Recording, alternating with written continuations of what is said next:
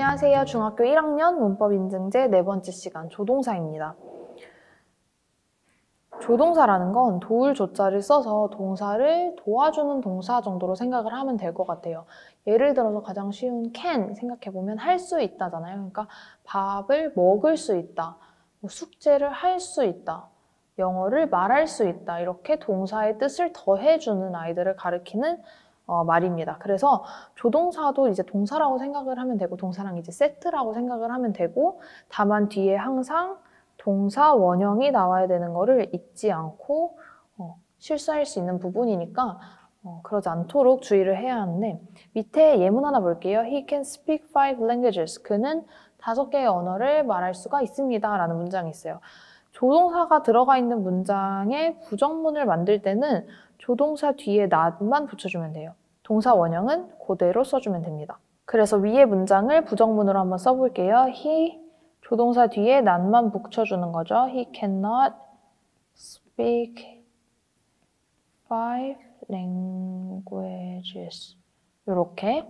의문문을 만들 때는 뭘 생각하면 쉽냐면, 우리 일반 동사의 부정문과 의문문 만들 때 두 동사가 나오잖아요. 두 동사가 나와서 의문문 만들 때 맨 앞으로 가지고 주어 나오고 동사의 원형이 나오는 것처럼 똑같아요. 걔가 조동사처럼 역할을 하는 거거든요. 그래서 조동사가 있는 문장은 의문문 만들 때 조동사가 맨 앞에 나오고 그다음에 주어 나오고, 역시 동사 원형은 그대로 들어오면 된다라는 거를 생각해주면 될 것 같아요. 그래서 얘도 의문문 만들어 보면 조동사 먼저 can, 주어 나오고 원형 can he speak 5 languages 이렇게 쓸 수가 있겠죠?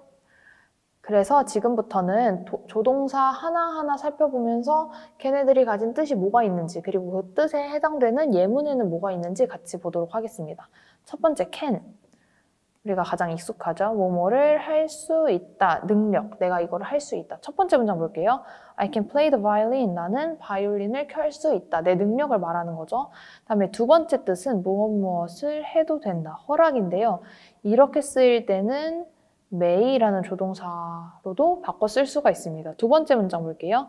You can enter this room. 너는 이 방에 들어올 수 있다. 들어와도 된다. 우리말로 해석할 때는 뭐뭐 할 수 있다라고도 해석이 되지만, 사실 이거는 내가 능력이 있어서 들어가는 게 아니라 허락을 받고 들어가는 거잖아요. 어떤 내가 그 문을 열고 들어갈 수 있는 특별한 능력을 나타내는 말이 아니기 때문에 이때의 can은 may로 바꿔 쓸 수가 있습니다. You may enter this room. 너는 이 방에 들어와도 된다. 더 의미가 명확해지기는 하죠. 세 번째, 무엇을 해주시겠어요? 라고 하는 부탁, 요청 드릴 때 can을 사용할 수 있습니다. Can you open the window?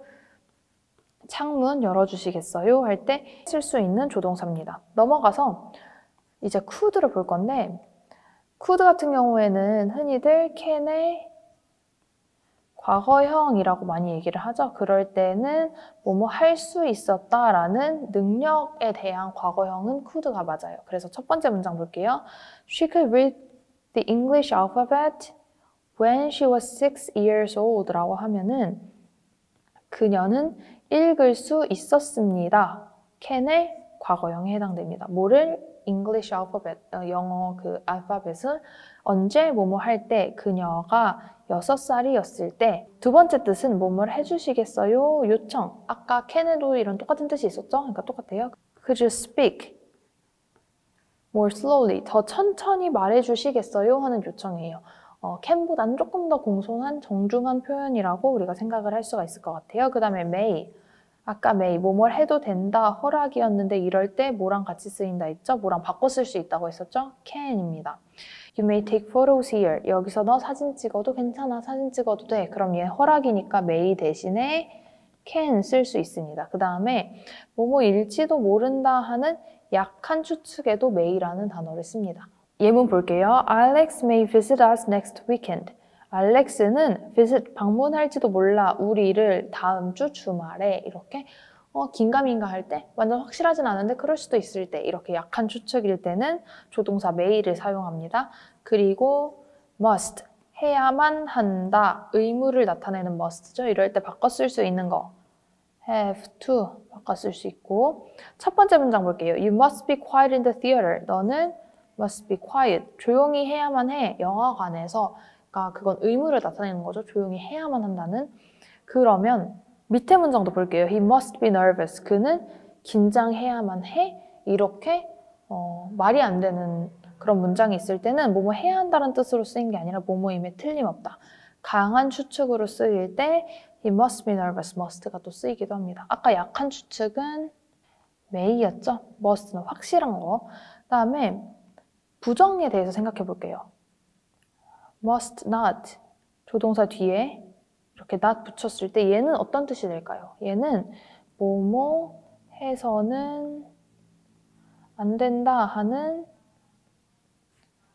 금지가 됩니다. 즉 1번 뜻에 대한 부정이 되는 거죠. 그러면 뭐뭐임에 틀림없어 라는 말에 뭐뭐일 리가 없어 라는 강한 추측인데 강한 추측에 대한 부정은 어떻게 할까라고 했을 때 바로 can not을 쓰게 됩니다. 그래서 세 번째 문장 보면 Mary can't be here. 메리가 여기 있을 리가 없어. 강한 추측인데 부정일 때 can not을 쓰는 거예요. 그래서 she's in London now. 그녀는 지금 런던에 있어. 그러니까 런던에 있는 애가 여기 있을 리가 없어. 강한 추측이지만 부정문으로 쓰고 싶을 때는 must not이 아니라 can not을 쓴다. must not은 뭐뭐 해야만 한다, 뭐뭐 하지 말아야만 한다 이런 의무를 나타낼 땐 must not을 쓰지만 강한 추측에 대한 부정은 can not을 쓴다라는 걸 한 번 더 생각을 해주세요. 그 다음에 have 또는 has to 뭐뭐 해야 한다. 이거 똑같은 말 방금 봤었던 must였죠. 첫 번째 문장 볼게요. She has to drive slowly. 그녀는 천천히 운전을 해야만 해. 그럼 여기 있는 이 has to must로 바꿀 수가 있습니다.